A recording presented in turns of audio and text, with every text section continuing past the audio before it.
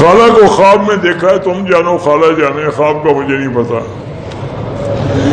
پیر عزیز الرحمان ہداوی، ہاں ان کی والدہ فوت ہو گئی، اللہ مغفرت فرمائے، ان کے درجات بلند فرمائے۔ ہمارے گھر میں پریشانیاں ہیں تو پریشانیوں سے بچنے کے لیے استغفار کیا کریں اور اللہ سے دعا کیا کریں، رب انی مسنی الضر وانت ارحم الراحمین۔ عمرہ سب کے لیے آپ کر سکتے ہیں۔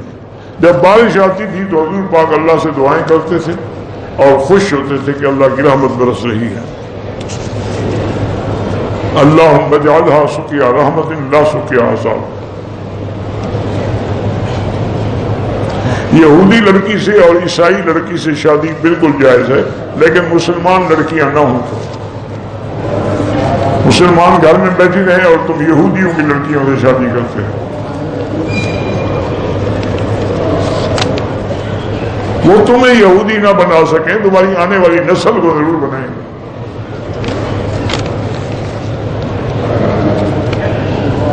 دعاؤں سے تقدیریں بدل جاتی، وہ بھی دعا میں لکھا ہوتا ہے تقدیر میں کہ اگر یہ دعا مانگے گا تو میں بدل دوں گا۔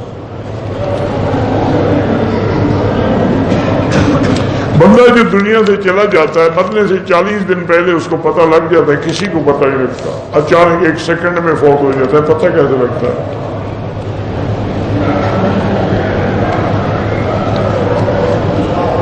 بہرحال میرے میاں دنیا سے چلے گئے، میں معافی نہیں مانگ سکتا، اب ان کے لیے آپ نیک عمل کرتی رہیں، خیرات کریں، صدقہ کریں، طواف کریں، عمرہ کریں۔ حضرت عیسیٰ جب دنیا میں آئیں گے تو کیسے پتہ چلے گا؟ بالکل پتہ چل جائے گا، فکر نہ کریں۔ جب نبی آتا ہے پتہ نہیں چلتا۔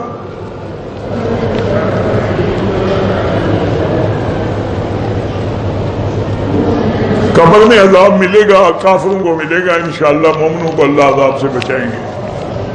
عذاب قبر نہ ہو تو حضور نے پناہ کیوں مانگی؟ انی اعوذ بک من عذاب القبر و فتنۃ القبر۔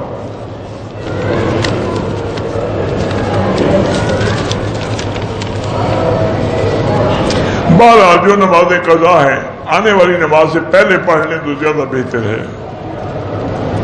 جب بندہ چلا جاتا ہے تو روح گھر میں آتے، کسی کے گھر میں نہیں آئے تو پکڑ کے رکھ لو، اس کو بٹھا دو، پھر جانے کیوں دیتے ہو؟ جب وہ تمہارے گھر میں آئے تو جالا ایک ٹانگ دو اور جال میں پھانس دو اس کو۔ جھوٹے قصے لوگوں نے بنائے ہوئے ہیں، روح گھر میں آتی ہے۔